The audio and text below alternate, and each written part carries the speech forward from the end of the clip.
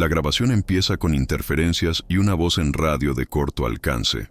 Hay agua golpeando metal cerca, como si la embarcación estuviera pegada a la orilla. La persona que habla respira rápido y no termina las frases. Repita la posición, insiste otra voz desde la radio. La respuesta llega cortada. No está. Estaba aquí. Estaba en la orilla. Se oye un motor al ralentí. Una linterna se mueve sin control, iluminando agua oscura y hojas húmedas. Al fondo, alguien grita un nombre. El grito se corta y vuelve como eco, pero no hay respuesta. La radio pregunta si han visto burbujas, si han visto la mano, si alguien ha entrado al agua. La voz que responde no contesta en orden. No fue una caída. Lo tiró. Fue rápido. Hay un golpe seco contra el casco, como si algo pesado hubiera empujado desde abajo. La linterna apunta al agua, pero no muestra nada. Solo ondas abiertas que se expanden y desaparecen. Alguien dice fuera de plano, con urgencia, no dispares aquí. La voz principal baja el tono, como si intentara no provocar nada. Está debajo de nosotros. La transmisión se corta de golpe. La radio sigue repitiendo la misma frase sin recibir respuesta. Repita la posición. Lo que pasó aquí no fue un accidente. Archivo depredador. Hoy vas a entender cómo un cocodrilo se convierte en un caso de segundos, por qué la mayoría de testigos no llega a verlo, y qué decisiones aumentan el riesgo justo en el borde del agua. Esto es Archivo depredador. En este informe se reconstruye el caso atribuido a Gustav, un cocodrilo asociado durante años a ataques en un tramo de río usado a diario por comunidades cercanas. Se revisan el lugar, el comportamiento del animal, la cronología minuto a minuto, y lo que encaja y lo que no encaja en los testimonios y registros disponibles. La pregunta central no es solo quién atacó, sino por qué el escenario se repite. Poca luz, agua turbia, orilla cerrada y un margen de reacción casi nulo. El lugar es un sistema de agua dulce grande que funciona como ruta y como frontera. Hay zonas donde el río se abre y parece tranquilo, y otras donde se estrecha y obliga a pasar cerca de vegetación cerrada. En el mapa, el tramo del caso queda entre puntos de cruce habituales, pequeñas áreas de embarque improvisadas y zonas de pesca. No se trata de un río remoto sin actividad. Se trata de un río con uso constante. Precisamente por eso el riesgo se vuelve cotidiano. El clima marca el ritmo. La temperatura se mantiene alta durante casi todo el año y la humedad dificulta que la ropa se seque. Al final de la tarde, la luz cae rápido porque la vegetación reduce el horizonte. No hay una transición lenta. En pocos minutos, un lugar que parecía visible pasa a depender de linternas. En ese margen, las distancias se calculan mal. La gente se mueve más rápido y los errores aumentan. La visibilidad del agua es otro punto crítico. En esta zona, el agua suele ser turbia por sedimentos. A veces, incluso de día, el fondo no se ve a medio metro. De noche, no se ve nada. Eso elimina la capacidad de confirmar lo que hay bajo el casco o junto a la orilla. Un tronco, un desnivel o un animal grande pueden estar a pocos centímetros sin que nadie lo sepa. La orilla no es uniforme. Hay puntos de barro firme donde la gente baja a cargar, y hay zonas donde el barro actúa como arena movediza. Retiene el pie y obliga a hacer fuerza para salir. En algunos puntos, hay raíces expuestas que funcionan como escalones, pero también como trampas para sandalias y correas. Y, a pocos metros del borde, puede haber un corte hacia mayor profundidad. Ese corte no siempre se aprecia en superficie. Depende del nivel del agua y de cómo se acumulan sedimentos. El peligro del lugar se entiende mejor cuando se observa el uso humano. Hay personas que cruzan en barca con carga. Hay niños y adolescentes que se acercan a la orilla para jugar o mirar. Hay pescadores que limpian peces cerca del agua y dejan restos. Hay animales domésticos que bajan a beber. Cada una de esas acciones introduce estímulos en un punto repetido: ruido, salpicaduras, olor de sangre de pescado, movimiento irregular. Para un depredador de emboscada, eso es un patrón de oportunidad. También hay un problema logístico. La respuesta ante un incidente depende de radios locales, motores pequeños y conocimiento del terreno. De noche, localizar un punto exacto es difícil porque no hay referencias claras.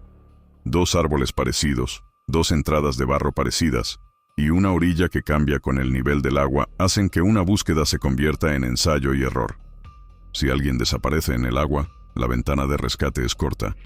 Y si se sospecha de un cocodrilo grande, el propio rescate se vuelve más lento por seguridad. Nadie quiere acercar manos o piernas al borde del agua. Ese es el motivo por el que muchos incidentes quedan abiertos desde el primer minuto. No porque no haya hipótesis, sino porque el lugar reduce la evidencia. El agua borra huellas, el barro se reordena, el movimiento humano contamina la escena y la oscuridad limita la observación. En el tramo del caso hay además un factor de repetición. La gente usa siempre los mismos puntos para embarcar. Son los accesos más fáciles, las rampas naturales, los lugares donde la vegetación permite entrar con carga. Esa repetición crea un lugar previsible. Y un animal grande no necesita recorrer kilómetros si sabe que ahí habrá movimiento cada tarde. Cuando se describe este tipo de zona como peligrosa, no se habla de todo el río, se habla de puntos concretos donde se combinan 4 factores: acceso frecuente, agua turbia, vegetación cerrada y poca luz en las horas de uso. Si ocurre un incidente ahí, el lugar hace el resto. En minutos, lo que pudo ser un rescate se convierte en búsqueda. Y, con la noche encima, la búsqueda se convierte en espera. La tarde del caso, esas condiciones estaban presentes. Actividad habitual, rutas cortas, barcas pegadas a la orilla y un final de día con visibilidad en descenso. En ese contexto, un evento de segundos puede parecer, para quien lo ve desde fuera, un misterio sin explicación. Para quien vive allí, es la suma de un lugar que ya ha mostrado el mismo patrón antes. El cocodrilo del Nilo es un depredador de emboscada con ventaja clara en agua turbia. No necesita correr ni perseguir. Se coloca donde el acceso humano se repite y donde puede acercarse sin ser visto. Su cuerpo está diseñado para eso. Ojos y fosas nasales altos, capacidad de permanecer inmóvil y una aceleración corta muy fuerte en los primeros metros. En un adulto grande, el tamaño cambia el resultado. Un cocodrilo grande no muerde y se va. Tiende a agarrar y controlar.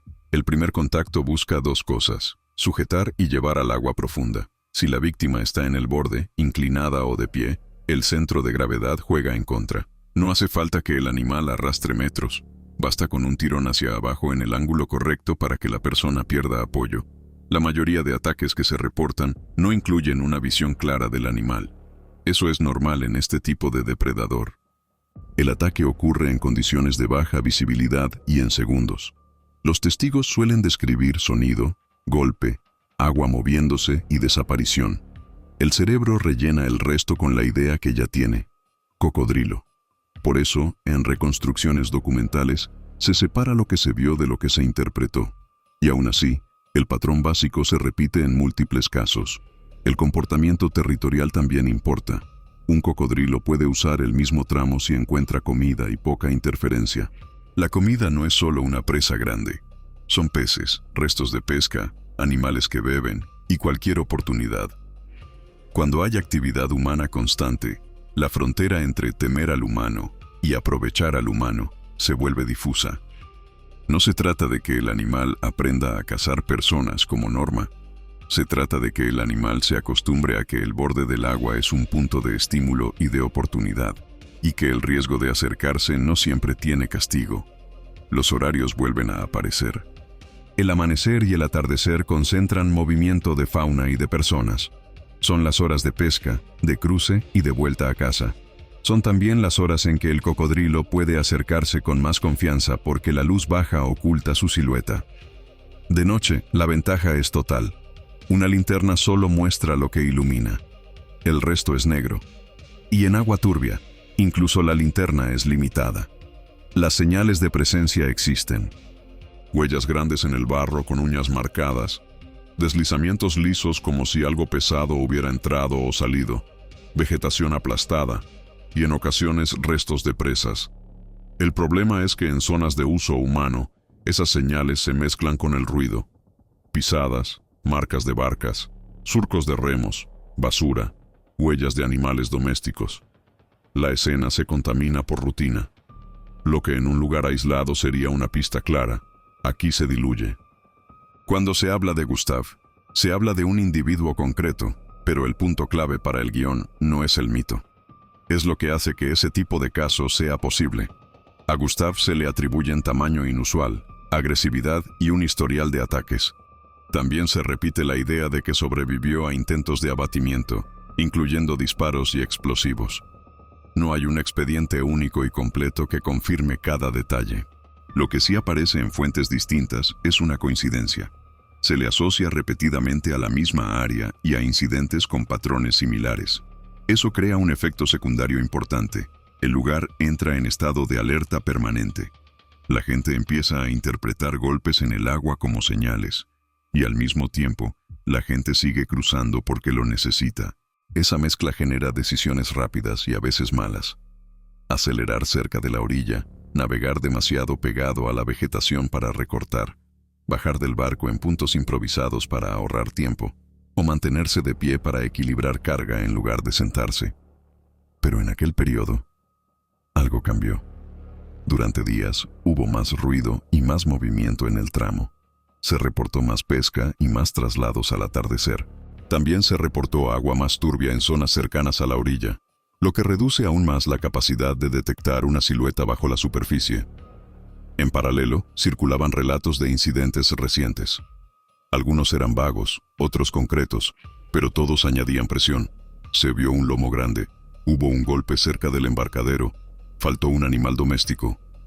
Esos relatos no prueban que fuese el mismo individuo, pero sí describen un aumento de señales. En ese escenario, el caso de aquella tarde no se entiende como una rareza aislada. Se entiende como una ventana, un conjunto de condiciones que favorecen la emboscada y reducen la evidencia.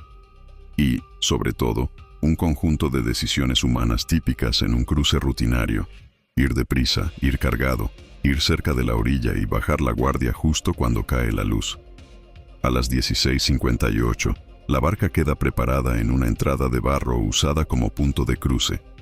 No es un muelle formal. Es una rampa natural, marcada por uso repetido. Hay restos de cuerdas, huellas recientes y marcas de remos. 2 de las personas que van a cruzar conocen el trayecto y lo han hecho muchas veces. Las otras 2 están de visita. Llevan una mochila, una bolsa con objetos personales y un móvil con batería suficiente para grabar parte del trayecto.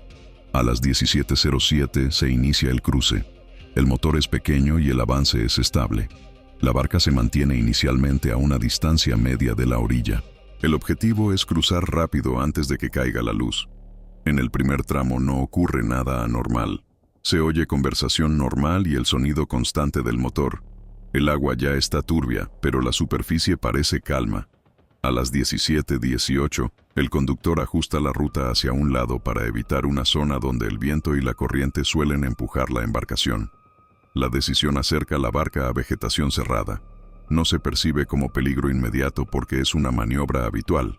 En esa zona, el borde del agua está cubierto por ramas bajas y plantas que ocultan la línea exacta de la orilla.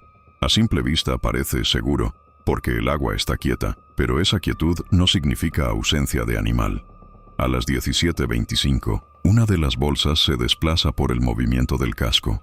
Una persona se pone de pie para recolocarla. Esa acción cambia el equilibrio de la barca. El conductor reduce revoluciones para estabilizar y evitar que la barca golpee un tronco sumergido. En el móvil se graban unos segundos del entorno. Agua marrón, vegetación y el sonido del motor bajando. A las 17:33 se registra un vídeo más largo, de unos 40 segundos. Se ve el lateral de la barca y la superficie del agua. No hay imagen de un animal. Se escucha a una de las personas decir que el agua está más alta de lo normal. Otra responde que el cruce es corto. En el segundo 28 del vídeo, se oye un golpe leve, como si algo rozara por debajo. No hay reacción fuerte. El vídeo termina sin incidentes. Este detalle se vuelve relevante después, porque sugiere que algo ya estaba cerca del casco antes del impacto principal. A las 17:36, la barca se coloca aún más cerca de la orilla para evitar una corriente corta. Es un punto donde la vegetación forma una pared. El conductor mantiene el motor bajo para no perder control. En ese momento, la persona que estaba de pie vuelve a inclinarse hacia el borde para sujetar la bolsa. No se trata de una acción dramática. Es un movimiento común, de segundos, que en otros contextos no tendría consecuencias. A las 17:40, queda el último registro útil del móvil. Un vídeo de 18 segundos. Los primeros segundos son estables. Se ve el agua y parte del lateral del casco. Se oye conversación sin tensión. En el segundo 12 ocurre el evento. Un golpe lateral fuerte. La cámara se sacude y el encuadre se rompe. El audio recoge una exclamación y un chapoteo pesado muy cerca, distinto al sonido del motor o del remo. La imagen apunta al cielo y el vídeo se corta. A las 17:41, la barca pierde control durante unos segundos. El conductor acelera para mantener la proa y evitar que el casco gire hacia la vegetación. En ese lapso, la víctima desaparece del borde. Los testimonios posteriores no coinciden en si cae o si es arrastrada, pero coinciden en dos percepciones. Hubo una fuerza desde el agua y no hubo reaparición en superficie en el punto del impacto. A las 17:42, las 3 personas restantes intentan localizar una cabeza o una mano. No ven nada. Una de ellas golpea la superficie con un remo, de forma repetida, intentando ahuyentar cualquier animal que esté cerca. Ese comportamiento es típico en zonas con cocodrilos, pero también es un síntoma de pánico. Se hace algo físico porque no hay otra acción clara. A las 17:44 se toma la decisión de volver a la orilla. El motivo no es abandonar la búsqueda, sino pedir ayuda y volver con más luz y más gente. Nadie entra al agua. Es una decisión de supervivencia. Si el animal está cerca, una segunda víctima es posible. Además, el agua turbia impide ver el fondo, y el borde puede tener cortes de profundidad. Con pánico, entrar sería perder control. A las 17:49, ya en la orilla, se activa una radio local. La comunicación entra con interferencias. Se pide una barca mayor, focos y gente que conozca el tramo. Se menciona cocodrilo grande en una de las transmisiones, pero no se puede confirmar quién lo dice primero. En la práctica, esa etiqueta define la respuesta. Se asume riesgo alto desde el inicio. A las 18:02, llega una segunda embarcación con 2 hombres. Llevan un foco y una linterna de mano. Se acercan al punto del impacto, pero no se quedan quietos mucho tiempo. La estrategia es iluminar en movimiento para evitar que un animal se posicione bajo el casco. A los pocos minutos aparece la primera evidencia física recuperable, una sandalia flotando cerca del borde, atrapada en ramas. Se recoge y se guarda. No confirma ataque, pero confirma que la víctima estuvo en el agua en ese punto. A las 18:11, la radio registra preguntas directas. Si hay sangre visible en la barca original, si falta ropa, si alguien vio cola o lomo. La respuesta es negativa. Se describen solo un golpe y un movimiento grande. Esa falta de detalle es común en incidentes rápidos, pero deja abierta la interpretación, ataque sin visualización o caída con pánico. A las 18:18 se intenta revisar la orilla buscando un deslizamiento o una marca de arrastre. El barro ya está contaminado por pisadas de quienes llegaron. Aún así, uno de los hombres señala una zona lisa, como si algo pesado hubiera entrado o salido del agua. No se consigue fotografiar con claridad. La luz no permite enfoque, y con el movimiento de gente, la marca pierde valor. A las 18:27, ocurre el momento que encaja con el audio del cold open. La embarcación de búsqueda recibe un golpe bajo el casco. No es una ola. El foco apunta al agua y no muestra nada. Solo ondas amplias y una sombra que no se define. En ese instante, alguien dice, no dispares, porque hay gente cerca y porque disparar al agua, sin objetivo confirmado, puede causar un accidente. La radio se llena de órdenes cortas. Alejarse, mantener distancia, no bajar manos al borde. A las 18:34 se cambia el plan. En vez de permanecer en el punto, se patrulla un tramo corto aguas abajo, iluminando entradas de barro y zonas donde podrían quedar restos. La búsqueda se vuelve preventiva, intentar detectar al animal, no solo a la víctima. No hay resultado. La visibilidad baja y el riesgo se mantiene. A las 19:10, la familia aporta un dato operativo. La víctima estaba manipulando una bolsa cuando ocurrió el golpe. No estaba nadando, no estaba jugando. Estaba inclinada y de pie. Ese dato es importante porque coloca el riesgo en una acción concreta. Exponerse en el borde cuando la barca está lenta y cerca de vegetación. A las 20:05 se detiene la búsqueda activa. Se da una explicación técnica. Sin visibilidad y con riesgo de cocodrilo, cualquier intento de inmersión es demasiado peligroso. Se acuerda retomar al amanecer con más gente y con luz suficiente para observar orilla y agua con detalle. Ese cierre nocturno deja al caso en un punto típico de estos incidentes. El evento dura segundos y la verificación tarda horas o días. Para el público, eso se convierte en misterio. Para la reconstrucción documental, se convierte en un problema de evidencia. Lo que se puede medir baja rápido con el paso del tiempo. A partir del amanecer, la búsqueda cambia de naturaleza. Ya no se trabaja con linternas y reacciones rápidas. Se trabaja con revisión sistemática de orillas, puntos de barro y un radio de recorrido más amplio. El objetivo es doble: localizar cualquier resto o pertenencia que confirme el punto exacto del evento y determinar si hubo señales compatibles con un cocodrilo grande en esa zona. El primer elemento es el vídeo de 18 segundos. No muestra al animal. Lo relevante es el sonido del golpe y el tipo de sacudida. El golpe ocurre antes de que la cámara apunte al cielo, lo que sugiere impacto contra el casco o contra el lateral, no un simple desequilibrio progresivo. El chapoteo que sigue es pesado y cercano. Esto no prueba ataque, pero sí descarta una caída lenta sin contacto. En reconstrucciones de incidentes, la secuencia impacto lateral plus desaparición inmediata es un patrón compatible con emboscada. El segundo elemento es la sandalia recuperada. No tiene cortes claros ni perforaciones. La correa está estirada y dañada. Es una evidencia útil porque ancla el caso al punto. Pero es una evidencia mala para cerrar el mecanismo, porque sirve para dos lecturas. Si hubo ataque, la sandalia pudo soltarse durante el tirón. Si hubo caída, la sandalia pudo soltarse por barro, por el borde del casco o por un intento de agarrarse. En ambos escenarios, una sandalia flotando es normal. El tercer elemento es la ausencia de sangre visible en la barca y en la orilla. Esto se menciona mucho porque, en el imaginario, un ataque debería dejar sangre. En este entorno, esa expectativa no es fiable. En agua turbia, la sangre se dispersa y se vuelve invisible en segundos. En barro húmedo, se mezcla. Además, muchos ataques no implican heridas abiertas visibles en superficie porque el objetivo inicial es sumergir. La falta de sangre no descarta un ataque, solo indica que no hubo una escena de lucha prolongada en tierra. La cuarta evidencia es la marca lisa señalada en el barro durante la noche. No se fotografió bien y no se pudo medir. Por eso, como evidencia estricta, es débil. Pero es importante como indicador de patrón.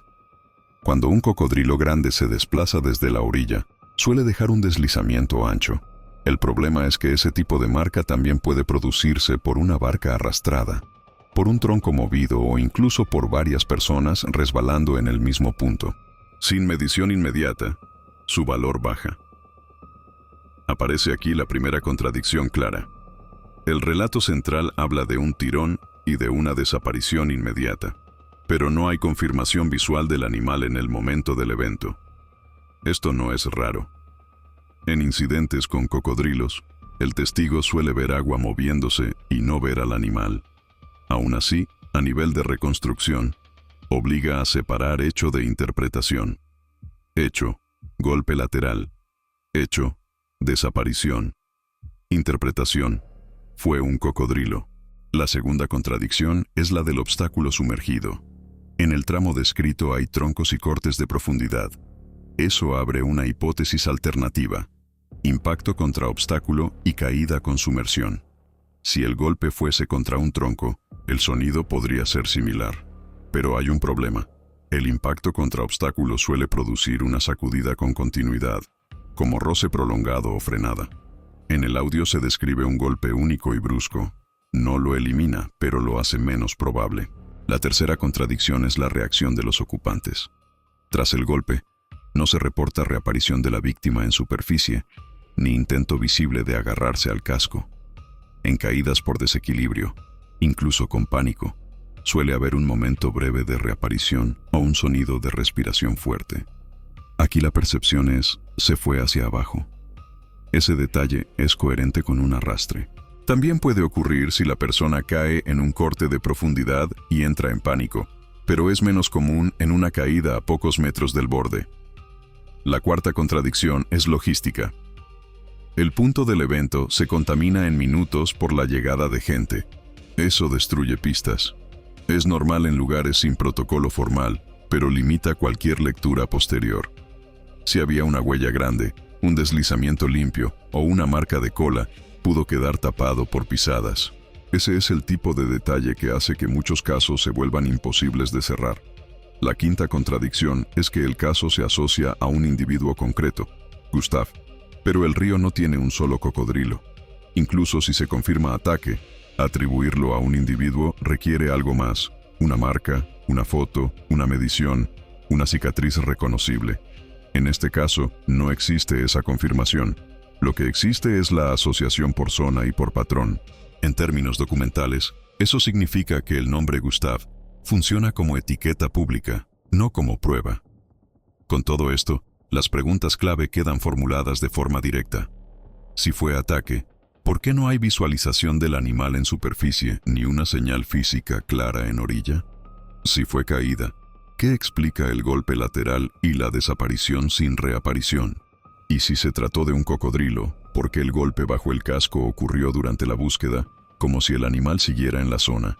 Lo que encaja con la hipótesis de cocodrilo es el patrón completo: punto de cruce repetido, orilla cerrada, barca lenta, una persona de pie inclinada, golpe lateral, desaparición inmediata y actividad bajo el casco durante la búsqueda. Lo que no encaja o no se puede comprobar es el elemento identificador. No hay imagen, no hay medición, no hay rastro inequívoco. Ese es el tipo de caso que no se resuelve con una sola prueba. Se resuelve, si se resuelve, por acumulación de coherencia. Y aquí la coherencia existe, pero la confirmación directa no. Teoría A: ataque de emboscada y arrastre inmediato. En este escenario, el cocodrilo ya estaba colocado cerca de la vegetación cerrada, a poca profundidad, en un punto de paso repetido. La barca reduce velocidad y se acerca a la orilla para evitar corriente. En ese momento, una persona se pone de pie y se inclina para sujetar una bolsa. Ese gesto deja el cuerpo fuera de equilibrio y con el centro de gravedad alto, justo encima del borde. El ataque, tal como se reconstruye en esta teoría, ocurre en dos movimientos. Primero, un impacto lateral contra el casco. Ese impacto coincide con el audio del vídeo. Golpe brusco, sacudida y chapoteo pesado inmediato. Segundo, el agarre y el tirón hacia abajo. Aquí está la parte que más se repite en testimonios. No se describe una caída progresiva, se describe una desaparición hacia abajo sin reaparición visible. Eso es coherente con un depredador de emboscada que busca sumergir, no pelear en superficie. Esta teoría también explica por qué casi nadie ve al animal. En agua turbia y al final de la tarde, el cocodrilo no necesita exponerse. Si el agarre ocurre cerca del borde y el animal se desplaza hacia mayor profundidad, la superficie vuelve a quedar limpia en segundos. La ausencia de sangre visible no contradice el escenario. El agua diluye, el barro oculta, y el objetivo inicial es controlar, no producir una escena en tierra. El elemento que refuerza esta teoría es el episodio durante la búsqueda nocturna. Golpe bajo el casco y sensación de masa rozando por debajo. No es una prueba visual, pero encaja con el comportamiento de un cocodrilo grande que permanece en la zona y se posiciona bajo embarcaciones, especialmente si hay luz y vibración. El elemento que la debilita es el mismo de siempre. No hay imagen confirmada del animal en el momento del evento, y sin imagen no se puede atribuir con certeza a un individuo concreto, menos aún a Gustav. Aún así, por coherencia de patrón, esta es la explicación más probable. Teoría B: impacto con obstáculo sumergido y caída con sumersión, amplificada por pánico y baja visibilidad. En este escenario, el golpe lateral registrado en el vídeo no es un animal, sino la barca golpeando o rozando un tronco sumergido o un borde duro cerca de la orilla. Ese tipo de obstáculo es común en tramos de vegetación cerrada. El conductor baja revoluciones y navega cerca del borde. Con poca velocidad, cualquier contacto puede desestabilizar a quien está de pie. Aquí, La secuencia sería: golpe, pérdida de equilibrio, caída al agua en un punto donde el fondo cambia de forma brusca o donde el barro atrapa las piernas y sumersión rápida. La persona no reaparece porque entra en pánico, traga agua o golpea con el casco o con un tronco. En agua turbia, el resto del grupo pierde de vista el punto exacto en segundos. La reacción de golpear el agua con el remo es compatible con pánico, no con análisis. Se hace porque no hay control. Esta teoría explica de forma sencilla por qué no hay visualización del animal, por qué la sandalia aparece sin marcas claras y por qué no hay una escena evidente en tierra. También explica por qué el lugar por sí mismo dificulta el rescate. Visibilidad cero, orilla irregular, corte de profundidad y acceso limitado. En ese contexto, una caída puede terminar mal sin que intervenga un depredador. Lo que debilita esta teoría es el tipo de desaparición descrita. Varios testigos hablan de tirón y de desaparición hacia abajo, no de caída. Eso puede ser interpretación influida por miedo previo a cocodrilos, pero no se puede ignorar. Además, el golpe bajo el casco durante la búsqueda nocturna es un detalle difícil de encajar si no hubo un animal grande en la zona. Podría ser otro obstáculo o movimiento del agua, pero el patrón no es el típico de un simple tronco. Entre A y B, la explicación más sólida por coherencia con el golpe. La desaparición inmediata y el contexto de depredador de emboscada es la teoría A. La teoría B sigue siendo posible por la falta de prueba visual y por lo complejo del terreno, pero requiere asumir que el testimonio del tirón es una interpretación y no una percepción directa. La conclusión operativa es directa. Con lo que se puede reconstruir, el escenario más probable es una emboscada con impacto lateral y arrastre inmediato, favorecida por tres condiciones: barca lenta, orilla cerrada y luz cayendo. En ese contexto, la mayoría de testigos no ve al animal. Oye el golpe, ve el agua moverse y después no ve nada. Esa ausencia de imagen no reduce el riesgo, lo explica. La lección es práctica. En zonas con cocodrilos grandes, el borde no se usa como apoyo. No se navega pegado a la vegetación cuando baja la luz. No se va de pie con carga suelta. Si algo se mueve, se corrige sentado, con el peso bajo y centrado. Y si un objeto cae al agua, no se recupera con la mano desde el borde. Esas acciones parecen pequeñas, pero son las que colocan a una persona en el punto exacto donde una emboscada funciona. También hay una lección para la respuesta. Si ocurre un incidente, la prioridad es marcar ubicación con precisión antes de que llegue más gente y contamine el punto. Se registra hora, se guarda el último vídeo, se delimita la zona de barro y se evita pisarla. Si se sospecha de cocodrilo, nadie entra al agua sin un plan y sin control del perímetro. La improvisación, en estos casos, solo añade víctimas. El caso no se cierra de forma limpia.